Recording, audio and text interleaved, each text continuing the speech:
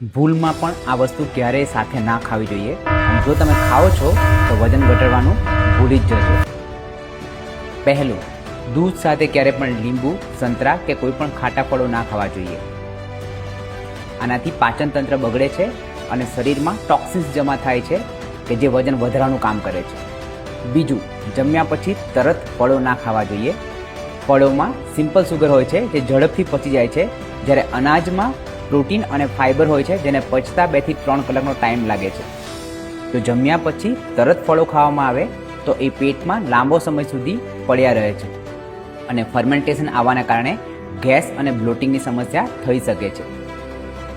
એટલા માટે ફળ ખાવાનો સૌથી શ્રેષ્ઠ સમય સવારનો અથવા તો 2 ભોજનના વચ્ચેનો હોવો જોઈએ. ત્રીજું, દૂધ સાથે મીઠાવાળી વસ્તુઓ એટલે કે નમકીન અને પરાઠા ખાવાથી ચામડીના રોગો અને મેટાબોલિઝમ ધીમું થવાની સમસ્યાઓ વધી શકે છે. ચોથું, ગરમા ગરમ જમ્યા પછી તરત જ ફ્રીજનું ઠંડુ પાણી કે આઈસ્ક્રીમ ના લેવી જોઈએ. આનાથી પાચન અગ્નિ શાંત થઈ જાય છે અને ખોરાક ચરબીમાં રૂપાંતરિત થઈ જાય છે. અને આવી ઘણી બધી ઇન્ફોર્મેશન માટે ફોલો ધીસ અકાઉન્ટ.